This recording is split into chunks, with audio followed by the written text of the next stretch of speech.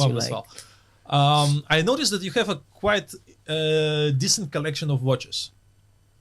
Do you feel that it reflects somehow on your meetings while you meet the clients?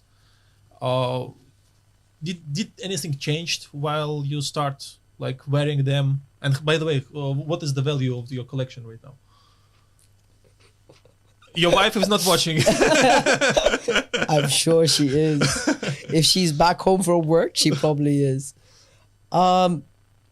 Watches was something that clicked with me probably in the early days, probably like when I was 18, 19, 20. Mhm. I was just attracted to them. I never started buying watches because I wanted to impress someone.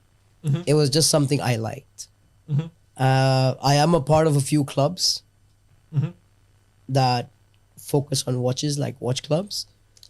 Interesting. Mhm. And Do you get clients from there, from these clubs? not as of yet. But I think we try to keep business out of the club. You know, it's very Got it. watch focused. Everyone just wants to come, chit chat, have a couple of drinks or a coffee, talk about watches and so on and so forth. But it's just been something that's attracted me for many, many years. And slowly, I just kept growing my collection over time. Oh, Oh, your question, sorry. No, it doesn't make any difference sitting with a client.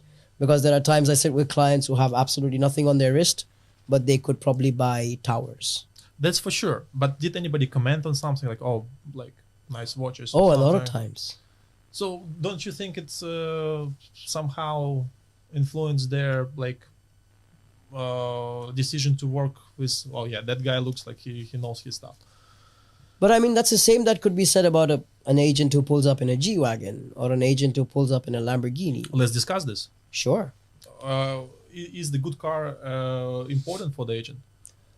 I mean, it depends on the kind of clients you move around with, right? If you have this bunch of clients that you know have the kind of money, they don't want to roam around with you in a Camry, right? For sure, yeah. You want to have a fairly decent car. My car isn't something super fancy. I drive an E200.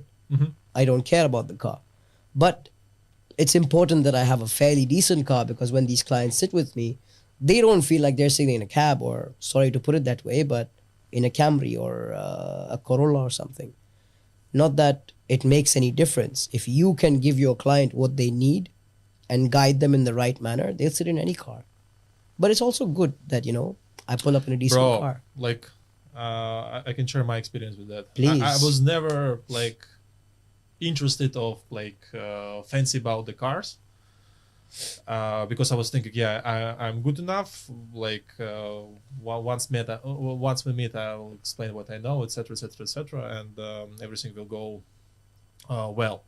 But since I got a quite interesting car, I realized that an agent definitely should drive a good car, and we should treat it as a marketing expense Of course. rather than like, you know, there is an advice like in the internet, oh, don't buy fancy cars, don't overspend. I think for the agent it's important to have a very nice car.